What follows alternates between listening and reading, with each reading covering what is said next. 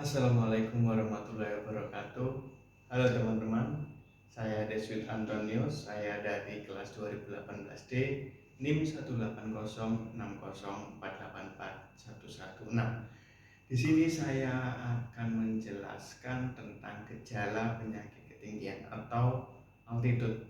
Altitude sendiri itu artinya ketinggian.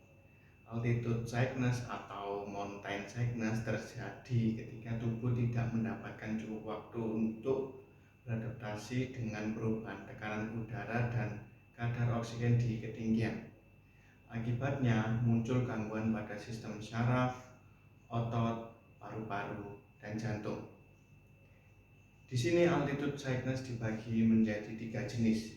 Yang pertama itu yaitu acute mountain sickness atau AMS, yaitu bentuk altitude sickness yang paling ringan dan paling sering terjadi.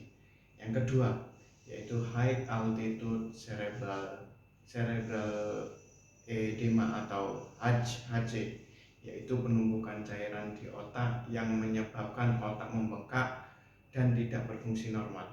Dan yang ketiga yaitu high altitude pulmonary edema atau yang disingkat HP, yaitu penumpukan cairan di paru-paru yang menyebabkan gangguan fungsi organ tersebut.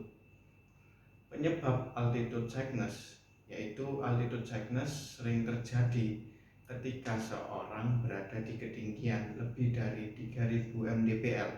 Pada ketinggian tersebut, tekanan udara akan semakin menurun dan kadar oksigen makin berkurang.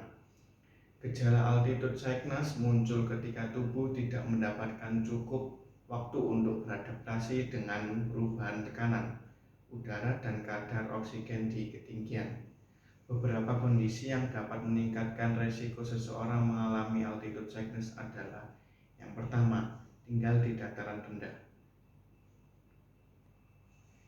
Yang kedua yaitu pernah mengalami altitude sickness sebelumnya. Yang ketiga, mendaki terlalu cepat atau langsung lebih dari 300 meter per hari. Yang keempat, jalur pendakian yang sulit dan membutuhkan banyak energi. Yang kelima, menderita gangguan pada jantung, paru-paru atau sistem syaraf. Gejala altitude sickness yaitu gejalanya bisa muncul bertahap atau tiba-tiba dengan tingkat keparahan ringan dan berat, tergantung pada kecepatan seseorang saat mendaki dan ketinggian yang dicapai. Beberapa gejalanya yang umum terjadi akibat altitude sickness adalah: yang pertama, sulit tidur, kelelahan, mual, dan muntah. Yang kedua, pada kasus yang parah, altitude sickness bisa menyebabkan sejumlah gejala yaitu: yang pertama, kulit membiru. Yang kedua, dada terasa seperti ditekan. Yang ketiga, batuk berdarah. Yang keempat, sulit untuk berjalan dan mudah marah, penurunan kesadaran. Linglung dan mudah marah, penurunan kesadaran. Diagnosis altitude. Sekarang, diagnosis altitude sickness. Orang yang mengalami gejala dan keluhan yang tadi perlu dipindahkan ke tempat yang lebih rendah. Dengan begitu, keluhan dan gejala yang dialaminya akan berkurang. Pada penderita altitude sickness dapat penumpukan cairan di dalam paru-paru sehingga akan muncul suara napas tambahan yang tidak normal.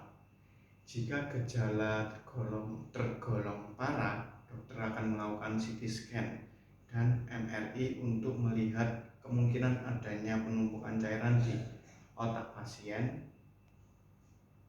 Pertolongan pertama pada altitude sickness yaitu segera turun atau bawa penderita yang mengalami gejala altitude sickness ke ketinggian yang lebih rendah.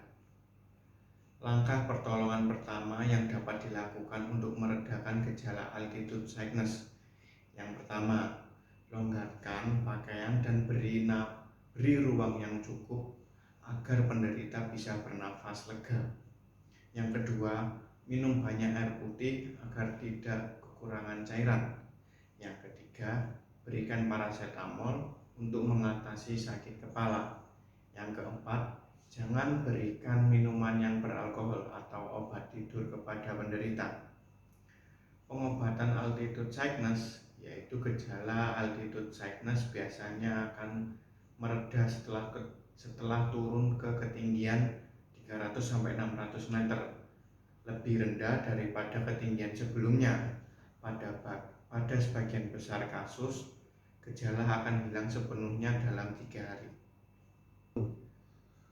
Sekarang pada altitude sickness yang parah atau jika terjadi HC atau HIP, terutama pada ketinggian di atas 1500 mdpl, penderita harus turun ke ketinggian di bawah 1200 mdpl dan mendapatkan pertolongan medis. Salah satu penanganan yang akan dilakukan oleh dokter untuk mengatasi altitude sickness adalah memberikan obat-obatan seperti yang pertama, acetolamazamide untuk meredakan gejala sesak napas. Yang kedua, dexamethasone untuk mengurangi pembekakan di otak. Yang ketiga, nifedipine untuk meredakan nyeri dada dan sesak nafas. Yang keempat, yaitu penghambat fosfodiesterase untuk meningkatkan aliran darah ke paru-paru. Pencegahan altitude sickness yaitu yang pertama, lakukan pendakian secara bertahap, tidak lebih dari 300 meter per hari. Yang kedua, istirahat 1-2 hari tiap mendaki jarak 600 meter. Lakukan istirahat secara berkala jika mendaki gunung dengan ketinggian lebih dari 2400 mdpl. Yaitu lakukan latihan yang cukup sebelum melakukan pendakian gunung dan pastikan Anda mampu dan sudah berlatih untuk menuruni gunung dengan cepat.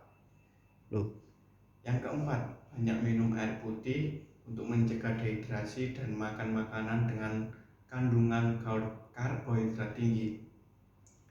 Yang kelima, jangan merokok, jangan mengonsumsi minuman beralkohol atau berkafein, serta jangan menggunakan obat tidur saat mendaki gunung. Dan yang terakhir yaitu lakukan pemeriksaan kesehatan ke dokter sebelum melakukan pendakian gunung, terutama jika Anda belum memiliki pengalaman mendaki sebelumnya.